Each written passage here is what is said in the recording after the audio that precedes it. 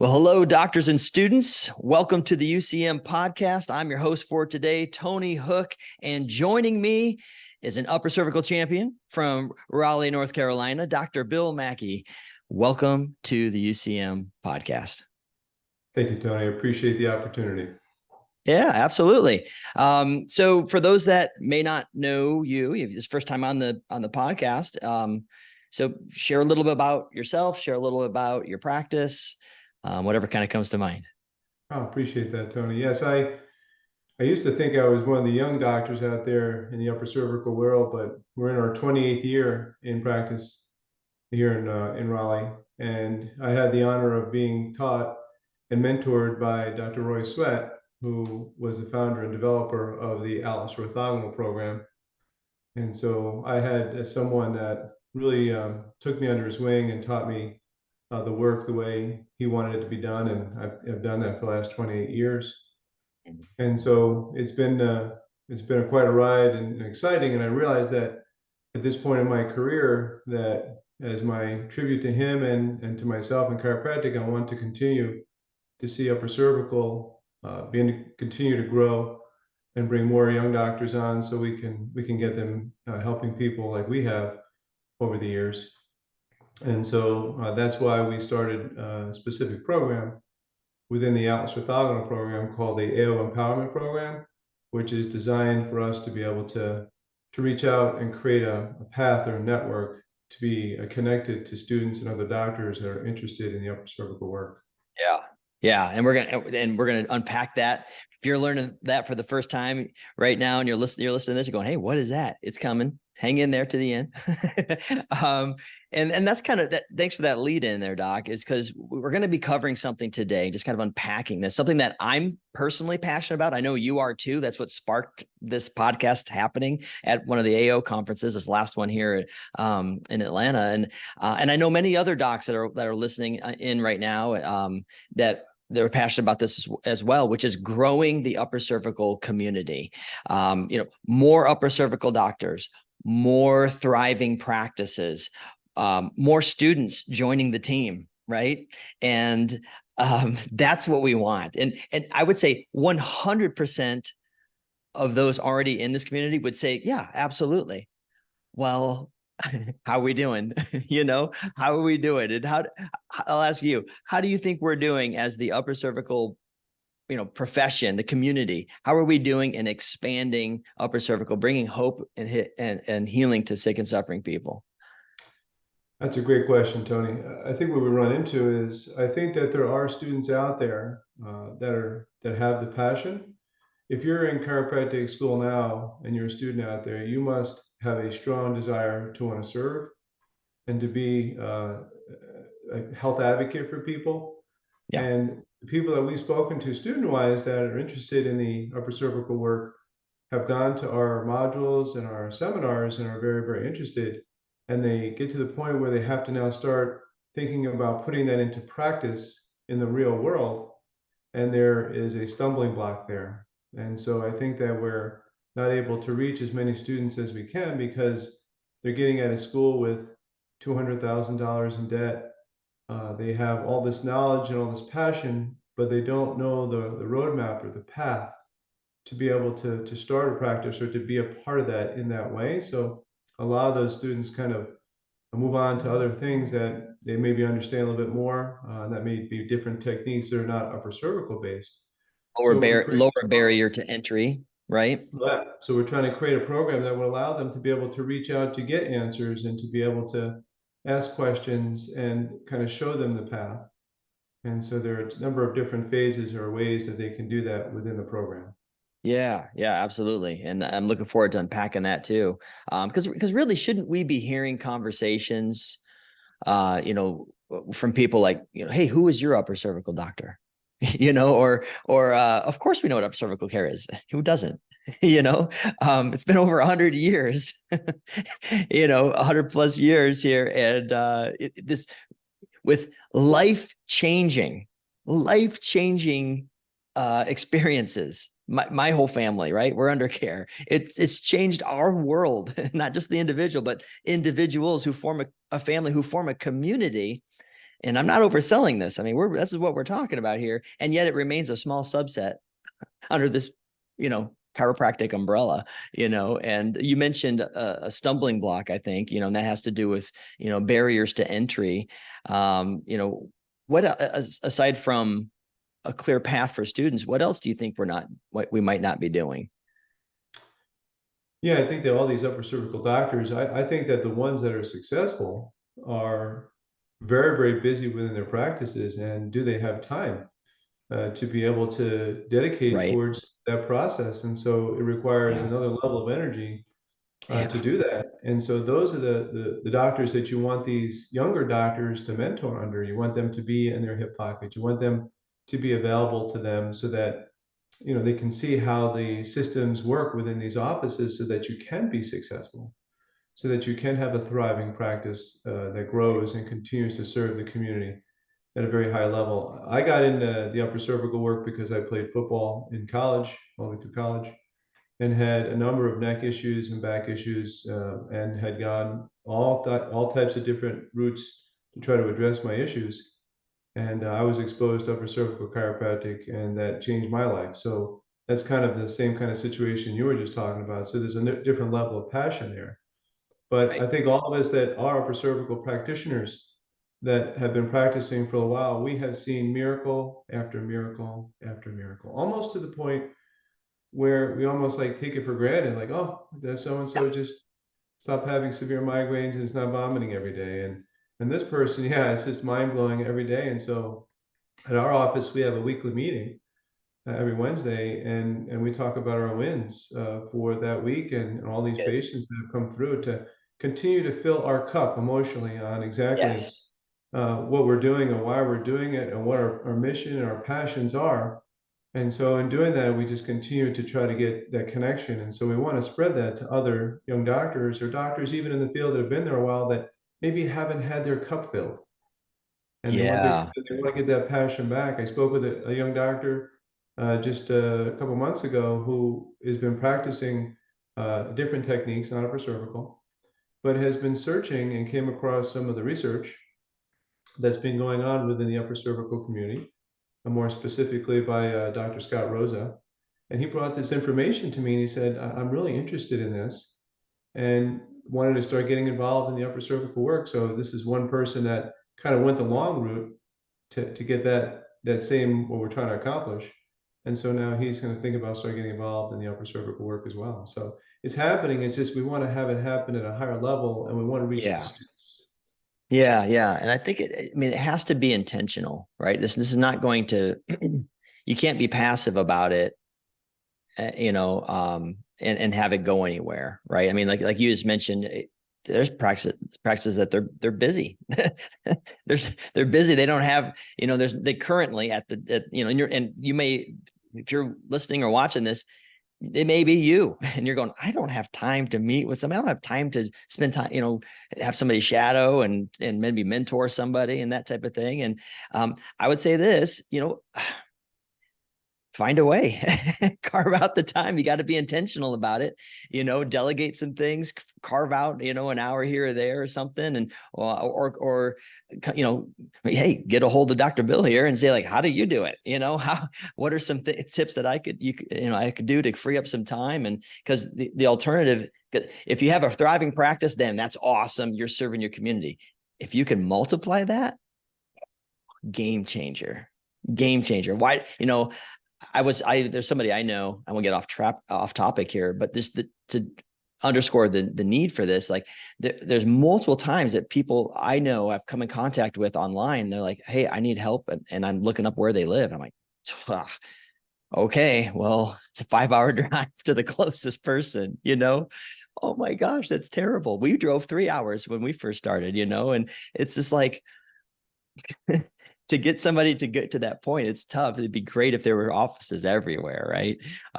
Anyway, so pouring into people and raising them up to start their own practices, to add associates, which increases your reach. All those things can help. But I wanted to talk about this specifically students, right? At conferences, there's some particular techniques that are doing really well with reaching the students, others that are maybe seem to be struggling, getting on board with the colleges and the clubs and connecting with students and getting them to the conferences and involved, even outside of conferences. And it seems like too, like even when there's an uptick, in that involvement, all of a sudden there's a new club president and because they graduated and it wasn't passed off and it fizzles, or there was an uptick and then it just, 3 years later, it's like, oh man, we're back down to like just a couple students here. What happened? So you have a strategy. You mentioned a pathway, kind of a roadmap to success, if you will, called the AO Empowerment Program. Share with us how that works, because you talked about there's these barriers to entry. Totally agree with you. And so how do you help address that? Well, the first thing that we want to do is to kind of reach out to the upper cervical community through the clubs and the schools. Every school has a different upper cervical intensity, I call it, or desire to keep that upper cervical work going. I find it so interesting, because when we think back at our history and BJ and HIO and all that, it's interesting how chiropractic has definitely diversified over time, and how we have so many different ways of addressing things. Not to get off topic too, but I think we also run into, how do we address the misalignment? What do people categorize it? What's their philosophy? What's their principle? Yeah, And so it's really interesting how philosophy does play a role in your belief system on how you address things. So absolutely. we just wanted to keep it open to all different thoughts and ideas, and create a database or a way of people being able to contact us, so that we could then disseminate information out to everybody in the field. And so it starts, like you said, at the club level. We're very lucky to have some doctors within our technique that go out on a regular basis and teach at these schools, and get touches with these people, and get them excited about the work. And then from there, we'd find it, like you said, it would fizzle. We wouldn't have the ability to make that next connection. And so that's kind of where the AO Empowerment Program steps in and says, all right, well, you're doing really well with these modules. Now here's the next step. We have a way of getting you in contact to some of our advanced seminars. We can come and be a part of that and a part of the community. And for some of these younger doctors, financially it's very difficult for them.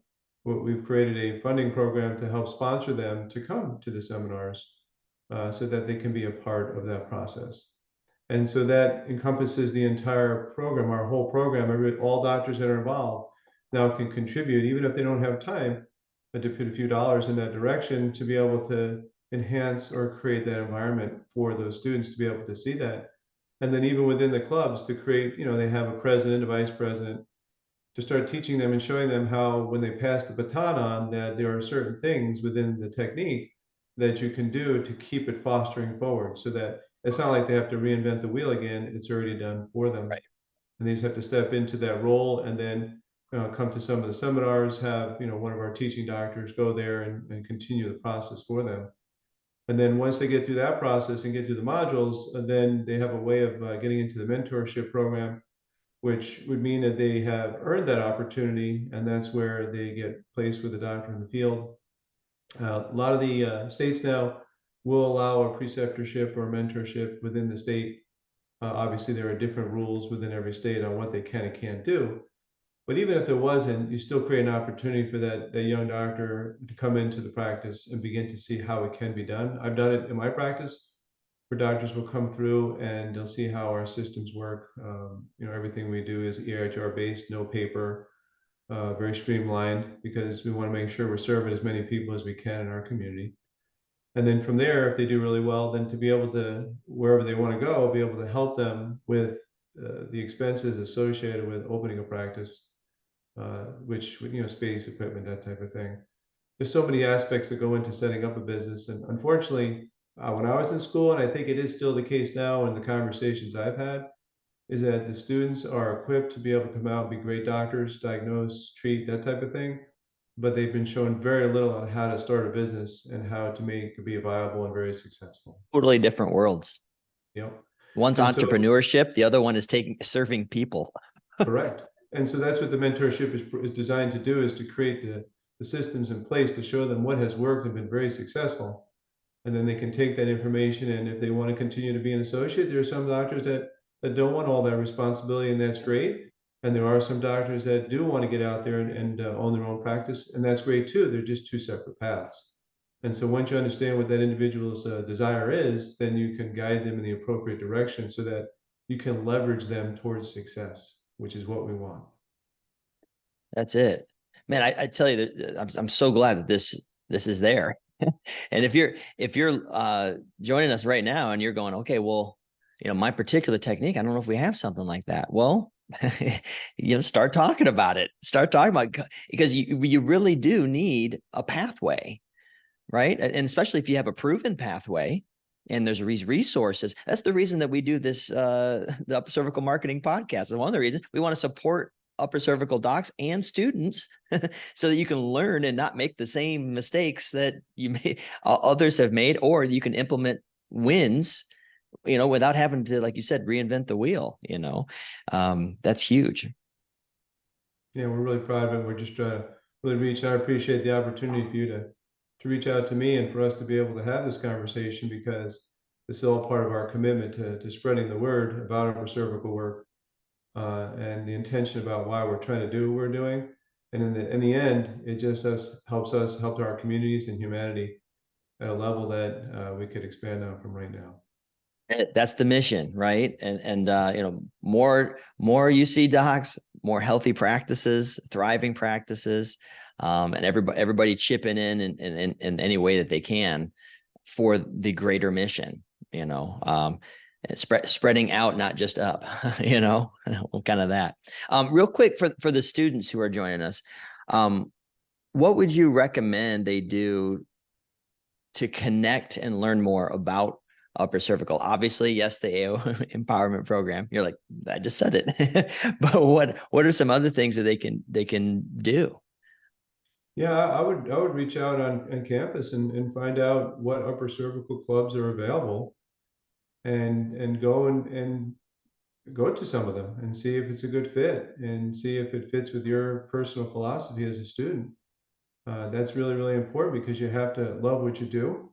And if there is one particular upper cervical program that you gravitated to more than another, whatever that is, wherever your passion is, go for it. So I think it's just getting involved as a student and checking them all out and seeing, is this something I think I can do to help someone else?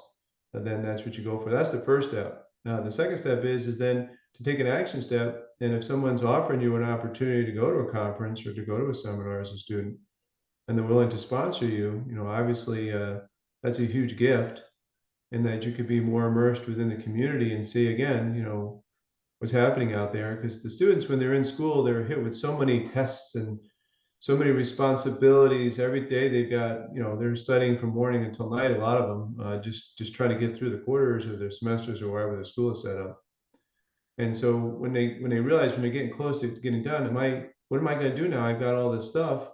And now it's not so like I have a test anymore. It's like, all right, now I get to go out and do what I love to do, which is try to serve the people.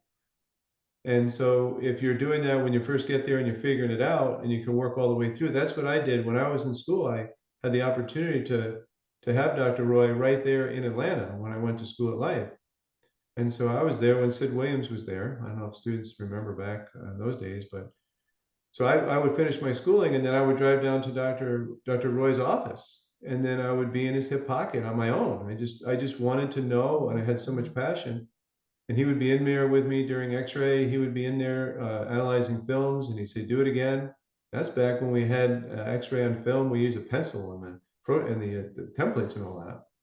Yeah, everything's all computerized now.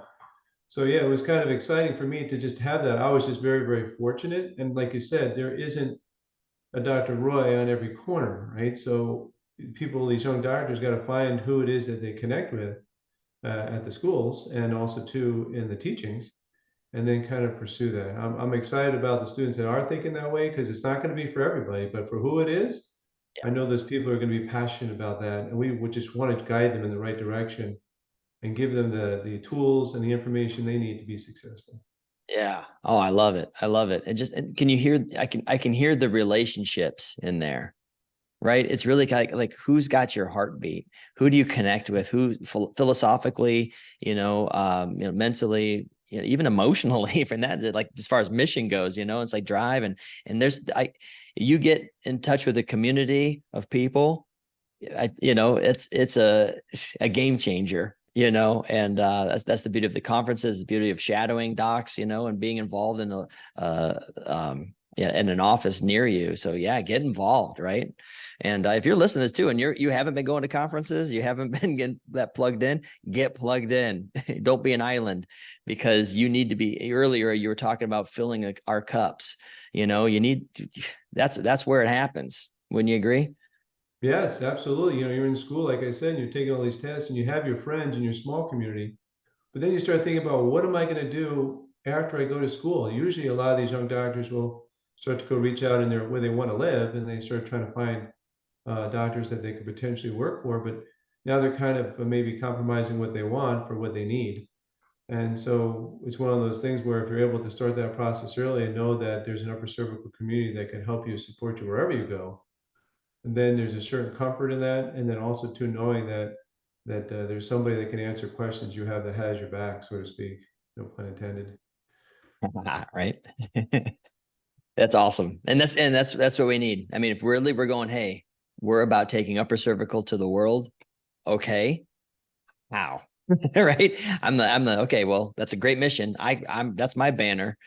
What can you do? And what can we be intentional about to do that? And I love some of the solutions you're bringing to the table here with the AO Empowerment Program. How can students get in touch with you if they want to get involved? Or they can reach out to our email address at aoempowermentprogram@gmail.com. And then, of course, we'll reach back out to them and let them know if they have questions about certain things. We're putting together, and we have certain seminars already starting to be put together to help them and to educate them. We did a little presentation down at the advanced program this past month in Atlanta. So it's kind of been kicked off. But we have some people that are very motivated to try to help them and have them be successful. And so you can reach out to that email. And we'll try to disseminate the information to the appropriate people. Fantastic. I love it. And one more time, that email is aoempowermentprogram@gmail.com. That is correct. And they just say, hey, I want to know about this. Tell me more. I want to get involved. This is just for students, but doctors too. If doctors are looking for, there's another aspect to this whole program, and that there are doctors out there, like you said, that may be 5 hours away from where their patients are or whatever, and they need help. This is also too for those doctors out there that are maybe looking for some help, either an associate or a partner. And so if we can now bridge this gap and bring students to doctors that are in need together, which right now we don't really have, I think, a system in place for that, that would really shorten the program. And so if you had a young doctor that was coming out of school in a quarter or two, and they were already communicating with a doctor in the field that they felt comfortable with, that they connected to, then that would help us to expedite that process. And I think that is a win-win for everybody. And that is the second arm of this process, is to be able to bring people together that are in need, the doctors in the field and the students that are trying to connect out into the field. Absolutely. Absolutely. And back to that, building those bridges, building those relationships, healthy practices, healthy transitions into practice and out of practice. Right. Absolutely. It's good. It's good. So, yeah, we're looking for doctors in the field also, and they're in a very important part of this process. So any doctor that's out there looking for somebody, they must be successful enough to need that help. And so if they need that help, that's exactly what we're trying to bridge.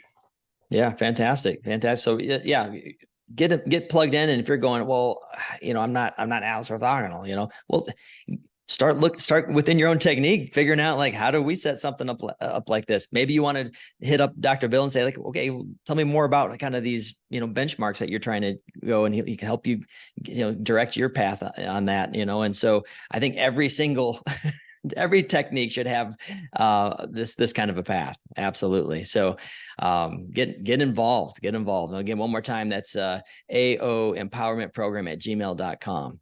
And so, Dr. Bill, thank you so much for sharing this. Thank you for your heart and passion. it's felt. That's what sparked this whole conversation, a couple months ago, and your heart for the mission of Upper Cervical. Really appreciate you. I appreciate that, Tony. I appreciate you for all the hard work that you're doing on your end. And when I first met you at the advanced seminar, I could just tell your energy was geared towards give, love, and serve it. And so I really feel that also. So best of luck to you too. And hopefully we can stay in touch and continue to serve as best we can. That's it. That's it. As long as I'm breathing, I'm doing it. Same here, right back at you. We need it. And thank you, listeners, for tuning in here and joining us. And be sure to do your part, finding out some way, be intentional about helping Upper Cervical grow. Go team Upper Cervical.